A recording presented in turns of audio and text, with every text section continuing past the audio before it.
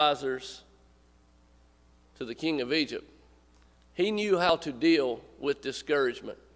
He had dealt with it from a very young age. I don't know if anyone in here has had the problems Joseph had, but we've all had our own. The important thing is, Joseph always had the ability to bloom where he was planted. Now, what do I mean when I say that? Well, in prison, did he cry and tell everybody, hey, I was in there, or did he interpret dreams for others? I mean, how did he handle things? Wherever Joseph was, he made the absolute best of the situation. And I think that is a great example for all of us in our daily lives. It seems like we kind of live in a world where people are always searching for what's next. You know, I have friends that talk about, well, if I can get this job, in another year I can get this job, and I can move to this place, and then I can move to that place, and then I'll be happy. Maybe. How about just blooming where you're planted, and wherever you're led, go? You know? I think while we're talking about this, we need to think about that here in Booneville. I was in the office looking at that national church directory, and it's got every congregation, Church of Christ, or I guess it's got most of them, I would assume. And I was looking at the state of Mississippi, and far as numbers go, we're pretty big. We really are. Provides an awesome responsibility, to make sure we're doing our. That was dealing with misfortune. Let's look at dealing with a mistake. Wrongdoing. And what mistakes do to people, they diminish courage. I think sometimes good folks, and there's a lot of good folks in this auditorium right now, that they've never done the horrible things we read about in the Bible. And so when they encounter someone who has committed those sins that just seem like terrible sins, I think sometimes the good folks undersell how much guilt and shame the sinner puts on themselves. When you do something that you just know that shakes you to the core, and I've done them, you ain't got nothing left. You are empty. That's why God instituted the church, to pick those people up and to help them through those times if they repent and change their ways. Don't undersell how much on a daily basis, how much guilt and shame someone who's messed up puts on themselves. Encourage, build them up. We're going to look at two biblical examples, and you tell me who did it right, and you tell me who did it wrong. Because I think any time, and the older I get, it's funny, we get into all this technology, and like I talked about Google doesn't have the answer. Google has information. God has given us the answer. It's called the Holy Bible, and there's no situation you face that you can't open those pages and find encouragement, how to respond to situations. And I think when a mistake happens, we're given two great examples. Judas and Peter. Who handled that mistake correctly? Who handled that mistake poorly? That's obvious, right? Well, let's look at Judas. Judas is, in my opinion, the prime example in the Bible of guilt overwhelming someone. It overwhelmed Judas to the point of what? Well, how did he die? Suicide. He knew what he had done, and he became hopeless. And once we lose hope, we've lost everything. Now, Peter is the example of overcoming guilt. Peter was in a very similar situation. Did he sell out Jesus? No, he didn't. But did he in his own way betray Jesus? He did. There's no question about it. Judas betrayed Jesus. Peter betrayed Jesus. And here's where, to me, the story gets great.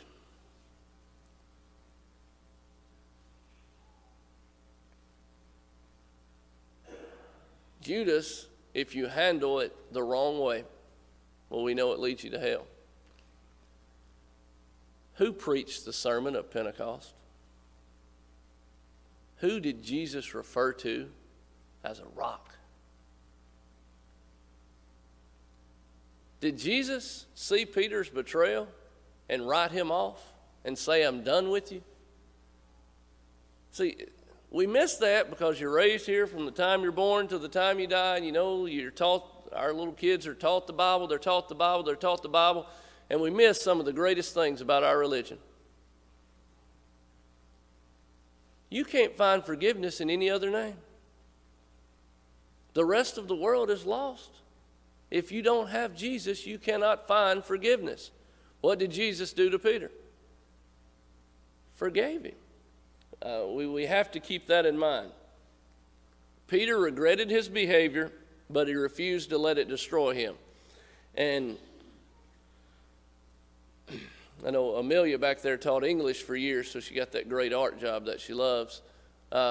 And words matter to her. So if you use an adjective or an adverb, it better mean what you say it means. Or, you know, a lot of y'all know Mike Tyson. He just throws them everywhere and they don't make any sense. And I think I do that sometime.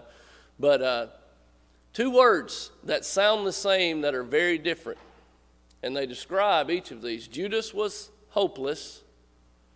Peter was remorseful. They both sound sad, don't they? What's the difference between hopeless and remorseful? When you're remorseful, you haven't lost hope. And we, no matter what we do, we can never lose hope as Christians. Peter received God's forgiveness because of his experience. And I think this made Peter more sensitive to the personal failings of others. I think Peter was probably, he's probably the one that dealt with the ones that had really messed up. Because Peter was sensitive to that. God's church here, we need to forgive and forget. I think one thing we do, I shouldn't say one thing we do. Sometimes something that happens, even in church and a lot in the world, and I think it has to do with one of the drawbacks of our Southern character maybe. We just love to talk about others. And we love to bless their heart. Man, we bless their heart. I have a friend from Pennsylvania. And he said, it's one thing I've noticed, he told me this Tuesday at the coach's clinic, the one thing I noticed about you Southerners, you people from the South, when you say bless their heart, you really mean they're an idiot.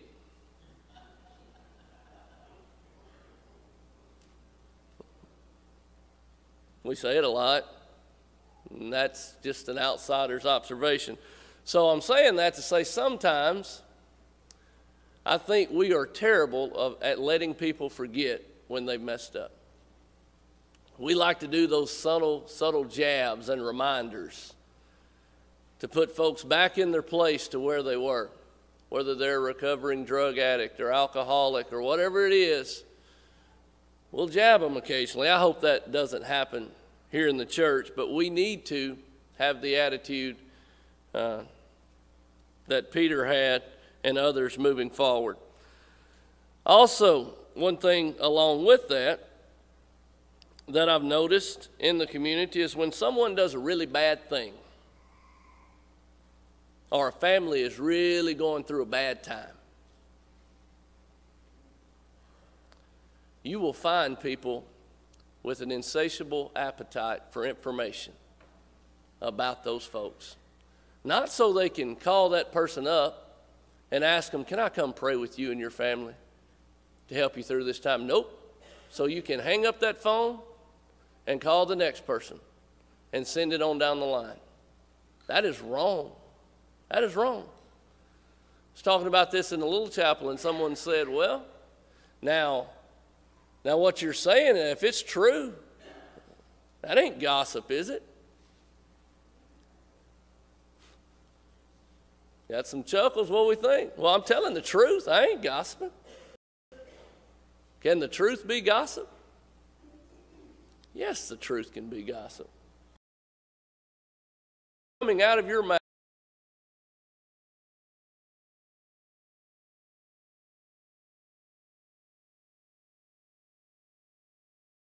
Wrong. If you think I'm wrong, let me know. Point me out. I'll gladly look at your.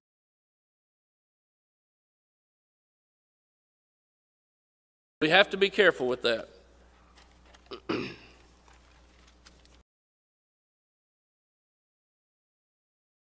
That is all intentional discouragement. When we talk about misfortunes and mistakes, these are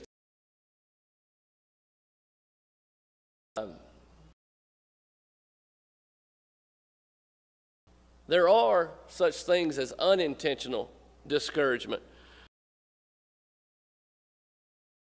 There are ways, and we kind of hit on them there with gossip, that kind of falls into it. You can discourage someone by never speaking to them. Just speak to a punch a 7-year-old in the face. That's bad. Don't understand it. It's the way of the world, right? That is discouraging to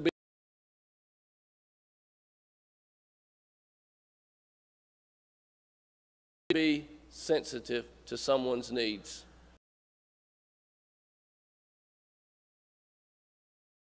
Don't write off their problems. I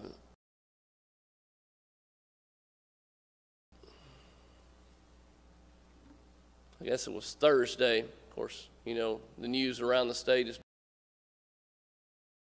crazy at times this week. And how does someone do something like that? I just can't understand how someone do something like that. Well, their problem's not your problem.